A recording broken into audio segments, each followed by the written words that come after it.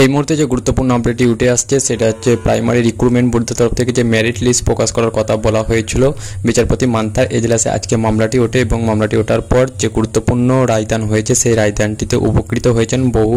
পরীক্ষার্থী এবং যারা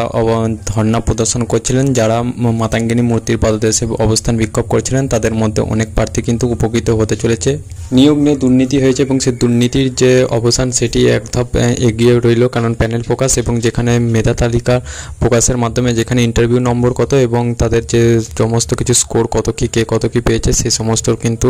জানকারি এই লিস্টের মাধ্যমে প্রকাশিত হতে চলেছে। তাই মেরিট লিস্ট প্রকাশ করার জন্য বিভিন্ন দাবি দাওয়া উঠে চলে সেই সমস্ত চাকরি প্রার্থীদের মধ্যে থেকে। তো সেই মেরিট লিস্ট আজকে প্রকাশ করেছেন। তো কাদের কাদের নাম রয়েছে, কারা কত স্কোর পেয়েছে সেই মেরিট লিস্ট অনুযায়ী সেই দেখে নিয়ে যাক এই মেরিট লিস্টে।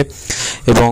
এই মেরিট লিস্টে কিন্তু দুর্নীতি হয়েছে বলে আগে বহু চাকরি প্রার্থীরা দাবি করেছিলেন যে অনেকে নম্বরের কারচুপি বা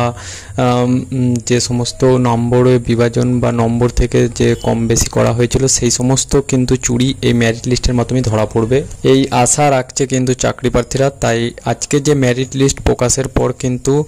বহুত অজানা যে সমস্ত কারচুপি হয়ে আছে সেই সমস্ত কারচুপিগুলো কিন্তু উঠে আসবে এই মেরিট লিস্টের স্কোরের মাধ্যমে, অর্থাৎ কে কত স্কোর পেয়েছে সেই তার উপর ভিত্তি করে। তো মেরিট লিস্টটা প্রকাশের জন্য দাবির পর আজকে যে প্রথম সফলতা অর্জন করেছেন সেই সমস্ত চাকরি প্রার্থীরা, কারণ মেরিট লিস্টেই সমস্ত দুর্নীতির যে অবসান হবে এটা মনে করছেন। সম্পূর্ণ মেরিট লিস্টটি হয়তো ভিডিওর মাধ্যমে নাও দেখানো যেতে পারে, তাই আগামী আপনারা পর্ষদের ওয়েবসাইটে গিয়ে সেইখান থেকে কিন্তু সেই লিস্টটি ডাউনলোড করে তা আপনারা পরস্পর নাম ওয়াইজ দেখতে পারেন আপনাদের স্কোর কত আছে, আপনাদের